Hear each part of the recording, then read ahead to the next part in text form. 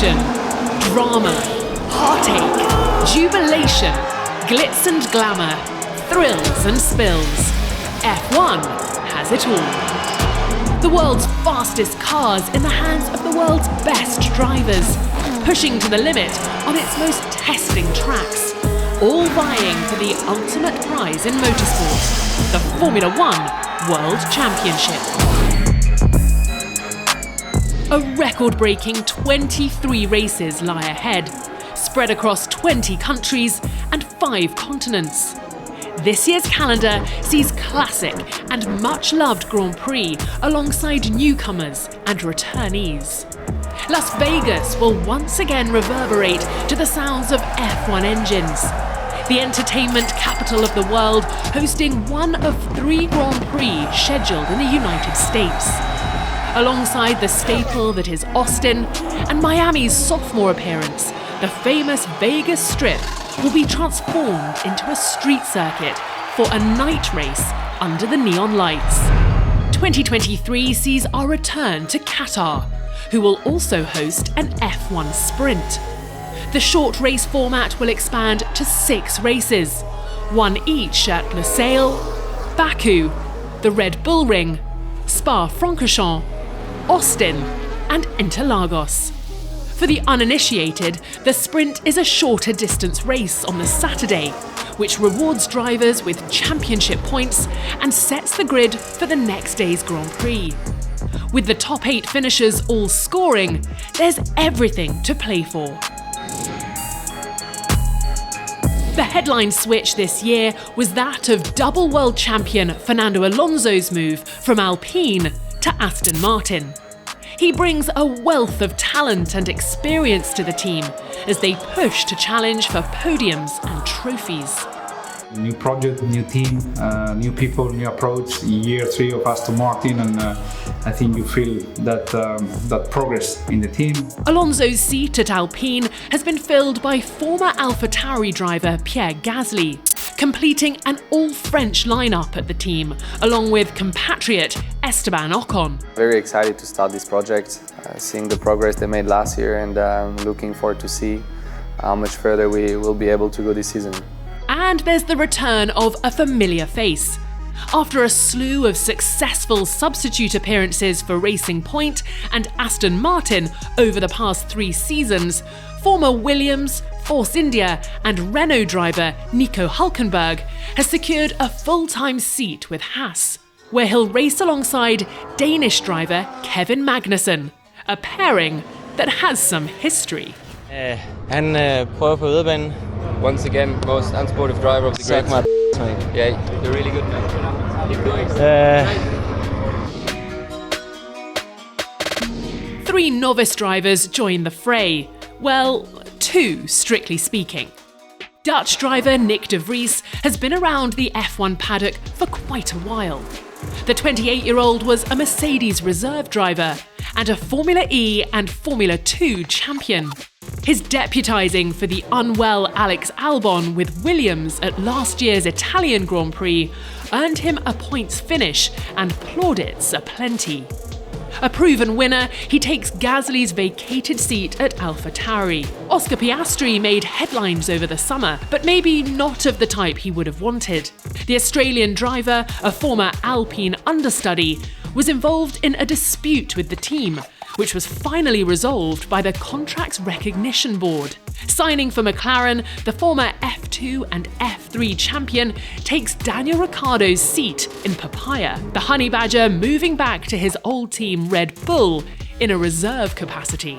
The other new face is Logan Sargent at Williams, the first full-time F1 driver from the United States since Scott Speed in 2006.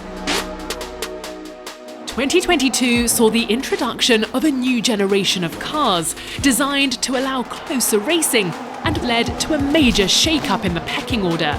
Mid-table masters fell away, tail-enders showed new promise, and one team's stranglehold on the Constructors' Championship came to an end. 12 months on, and pre-season testing done and dusted, what have we learned, and what can we expect this year? Red Bull dominated last season. After a shaky start, Max Verstappen was the runaway champion. And the Milton Keynes team won their first Constructors title since 2013. This year's challenger, the RB19, looked formidable in testing. And they approached the new season with supreme confidence. Yeah, it was good. A lot of laps, like you said, so that's of course what we wanted. Basically a smooth day, no issues, and we could really focus on the car, try a few things to understand also the new tires for this year. And yeah, we got loads of running during the day when it was really hot. Early in 2022, Ferrari led both championships and looked like they had a car that could really compete.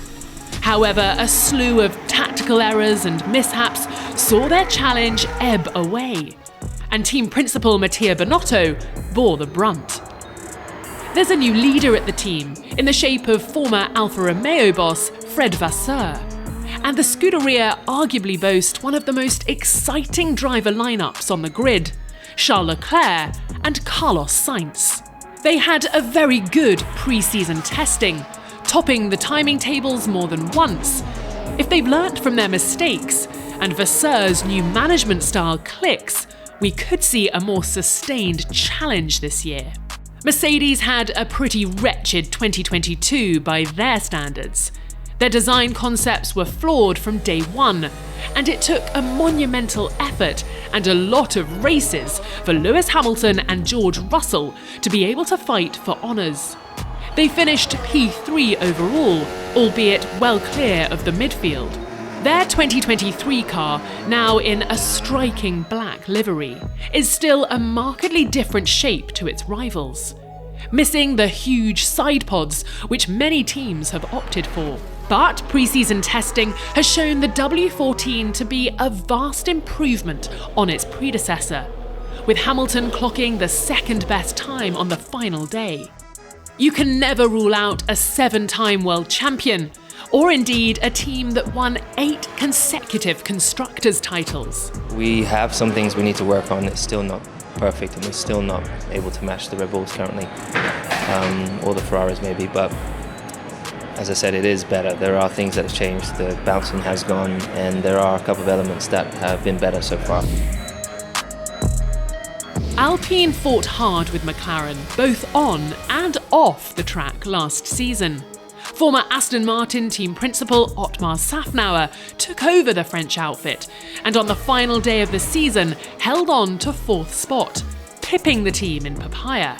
They have 2 very experienced homegrown drivers in Pierre Gasly and Esteban Ocon, but the chasing pack also have talent in abundance. In Lando Norris, McLaren have a driver who can genuinely fight for podiums given the right car. And Oscar Piastri is considered by many to be a future champion. New team boss Andrea Stella is no stranger to success either. A veteran of Ferrari's last glory years and a McLaren man since 2015, he's been hand-picked by former principal, now CEO, Zak Brown, to take the helm in their push to regain lost ground. It's still going to be a long season. We know we have a lot of work to do, but the team has a good amount of energy and the right motivation to do so, so I'm happy with all of that. Alfa Romeo boasts a multiple Grand Prix winner in Valtteri Bottas as their star driver, alongside China's first, and to date only, F1 combatant, Zhou Guanyu. A strong early showing in 2022 promised much, but some bad luck and poor form saw them fall away over the mid and latter races. When Sebastian Vettel announced his retirement last summer, Aston Martin team owner Lawrence Stroll, father of driver Lance, was quick to contract the services of another multiple world champion, Fernando Alonso. And if testing is anything to go by, it seems the veteran Spaniard has not lost any drive or desire. The AMR 23 looked super quick and very reliable in Bahrain, and could mount a proper challenge for P4 this year, and maybe even close the gap to Mercedes. The car felt good all 3 days. As I said, we've been experimenting a little bit with very different routes on setups. and we found always positives on these new routes. Haas's recent experiments with rookie racers seems to be over after high-profile controversies and hair-raising crashes proved expensive, both financially and in terms of progression. Now, with Kevin Magnussen and Nico Hülkenberg driving for them, they have decades of F1 experience behind the wheel. And team boss Günther Steiner was happy with their pre-season testing of the VF23. We are feeling pretty good because the car is reliable this year, or up to now, fingers crossed, going forward. But last year we struggled at this moment in time because we had so much downtime. Except that problem with the throttle, we didn't have any issue at all. We got all our programming and we went through our test program, and everybody's happy. AlphaTauri were a disappointment last season, finishing P9. For an outfit that wishes to be known as Red Bull's sister team, that's just not good enough, considering they're running ostensibly the same engines the champions used. Following Pierre Gasly's departure, the Honda-backed Yuki Tsunoda is now their most experienced driver. Although the incoming Nick de Vries is no slouch. He has a winning pedigree, coupled with spending many years as part of the Mercedes setup. The once mighty Williams were bottom of the pile again last year. The 9-time Constructors champions have taken on former Mercedes strategy chief James Vowles to lead them into what many hope will be a new era of success. Thai driver Alex Albon leads the line, with rookie Logan Sargent ready to prove he can mix it in the top formula. So the long winter wait is over. Will we see a three-way fight at the top as Mercedes regain lost ground? Are there new players in the midfield? And have they closed the gap to the leaders? We'll find out as Formula One's record-breaking season gets underway. Don't miss it.